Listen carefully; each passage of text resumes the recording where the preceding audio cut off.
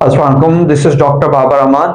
तो आज हम बात करेंगे ओबेसिटी के बारे में, क्योंकि ओबेसिटी का मेजर रिलेशनशिप होता है कार्डियोवास्कुलर डिजीजेस के साथ। तो इस वीडियो में हम देखेंगे कि what is obesity and what is overweight. पहले तो देखेंगे ओबेसिटी कितनी कॉमन है। अब पूरी दुनिया में ओबेसिटी एक बहुत बड़ा मसला बन चुकी है, फिर चाहे वो डेवलप्ड कंट्रीज हो या अंडर डेवलपिंग कंट्रीज हो। और जो डेवलप्ड कंट्रीज हैं, पर्टिकुलरली यूएसए, यूरोप हो गया, इनमें तो ओबेसिटी एक बहुत बड़ा मसला बन चुकी है।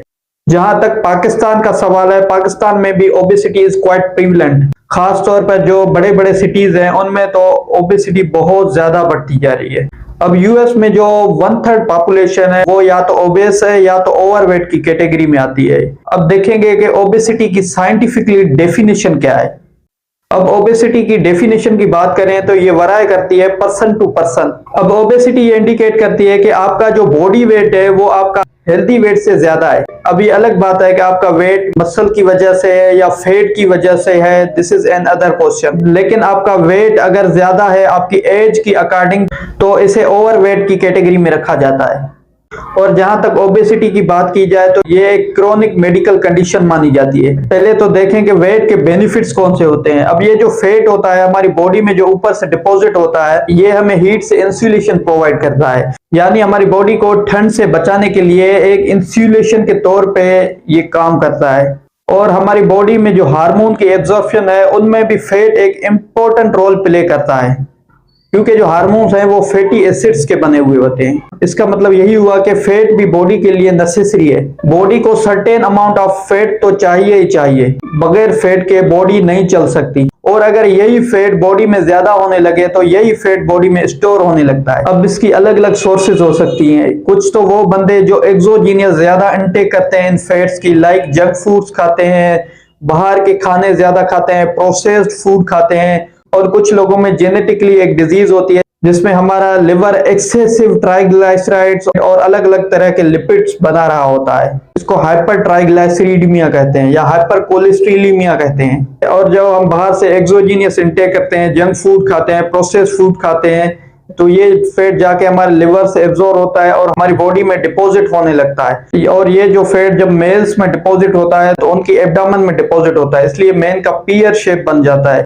और जब फीमेल्स में यही फैट डिपॉजिट होने लगता है तो उनके ग्लूटियल रीजन में डिपॉजिट होने लगता है, इसलिए फीमेल्स जब ओबेस होंगी तो उनकी शेप डिफरेंट होगी मेल्स के निस्बत। कुछ ऐसी सर्टेन डिजीजेस होती हैं जिसमें बंदे का वेट है जो वो हद से ज्यादा होता जाता है, जैसे कुशिंग डिजीज हो गई, या कुछ बंदे स्टीरॉइड्स लगाते हैं, लाइक एथलीट स्टीरॉइड्स लगाते हैं, उनसे भी उनका वेट है जो वो बढ़ जाता है।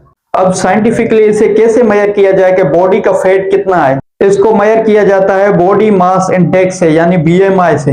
जो बीएमआई है वो सबसे अच्छा पैरामीटर माना जाता है ओबेसिटी को डिफाइन करने के लिए। अब बॉडी मास इंडेक्स कैसे निकाला जाता है? तो बॉडी मास इंडेक्स निकालने का यह तरीका है कि किसी भी पर्सन का वेट नापा जाता है और उसकी हाइट नापी जाती है सेंटीमीटर्स में, और उसका जो वेट है वो डिवाइड किया जाता है हाइट मीटर स्क्वायर से। इससे जो रिजल्ट आता है उसे बीएमआई कहते हैं, बॉडी मास इंडेक्स कहते हैं। अब ये जो बीएमआई है ये डिसाइड करता है कि आपका जो वेट है वो आपकी हाइट की अकॉर्डिंग सही है या नहीं है। अगर नॉर्मल फिगर्स की बात करें तो देखें ये कितना होता है। जो नॉर्मल बीएमआई होता है वो होता है 18.5 टू 25.9। अगर 18.5 एंड 12.9 के दरमियान में आपका बीएमआई है तो इसका मतलब आपका बीएमआई बिल्कुल नॉर्मल है, तो ये बिल्कुल आपका हेल्दी वेट है, तो इसे आप ज्यादा बढ़ने ना दें। और अगर आपका बीएमआई 25 टू 29.9 है तो इसका मतलब कि आप ओवरवेट की कैटेगरी में आती हैं, आपको अपना वेट कम करने की जरूरत है। और अगर आपका बीएमआई 30 तक आ जाता है तो आप ओबेस की कैटेगरी में आ जाते हैं, तो ये एक अलार्मिंग कंडीशन है, तो आपको अपना वेट जरूरी कम करना है।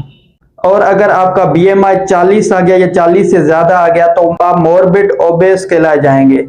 तो इसका मतलब है कि अब आप सीवियर ओबेसिटी की कंडीशन में आ गए, मतलब बीमार ओबेसिटी की कंडीशन में आ गए, तो आपको अब हर डिजीज लगने का खतरा 10 गुना बढ़ जाता है। तो इस बीएमआई पे बंदा डायबिटिक भी हो चुका होता है, हाइपरटेंसिव भी हो चुका होता है। अब तो साइंस ये मान रही है कि जो बच्चों में ओबेसिटी है वो भी बहुत तेजी से बढ़ रही है। एक स्टडी स्टार्ट हुई थी इस ओबेसिटी में। ये स्टडी स्टार्ट हुई थी 1985 में और खत्म हुई थी 2015 में। तो इसमें देखा गया कि जो ओबेसिटी का रेट है वो ऑलमोस्ट डबल हो गया था। यानी सिर्फ 25 सालों में जो दुनिया में पहले जितने भी ओबीस थे, सिर्फ इन 25 सालों में वो डबल हो गए। ओबेसिटी इतनी तेजी से बढ़ती जा रही है। ओवरऑल देखा जाए तो obesity is very common problem.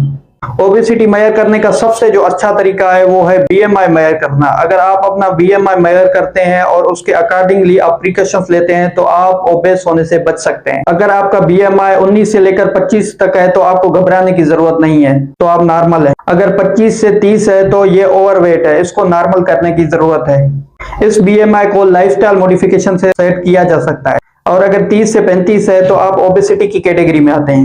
अब ये एक खतरे की घंटी है और अनफॉर्चुनेटली बीएमआई अगर 40 से ज्यादा है तो आप मॉर्बिड ओबेस हो चुके हैं। ये बहुत बड़ी खतरे की घंटी है, इसको नीचे करने की जरूरत है। तो इसको अब नीचे कैसे किया जाए? तो इसको लाइफस्टाइल मॉडिफिकेशन की वजह से अगर बंदा कर सकता है तो ठीक है, लेकिन ये इतना ओबेस हो चुका होता है लाइफस्टाइल मॉडिफिकेशन नहीं किया जा सकता। तो इसमें कुछ ड्रग्स दी जाती हैं जिसमें बंदे का वेट कम किया जाता है, और एक सर्जिकल प्रोसीजर होता है जिसे पार्शियल गैस्ट्रेक्टमी कहा जाता है। इस सर्जिकल प्रोसीजर में किया जाता है कि उस बंदे का जिसका बीएमआई 40 से ज्यादा है उसके स्टमक का आधा हिस्सा काटा जाता है, यानी उसका फंडस रिमूव किया जाता है। तो इन बंदों में अब फैट की एब्जॉर्प्शन नहीं होती, तो इन बंदों को टाइम लगता है, ये आस्ते आस्ते इनका वेट कम हो जाता है। और कुछ एंटी कोलेस्ट्रॉल ड्रग्स दी जाती हैं जिससे बंदे का वेट कम हो जाता है।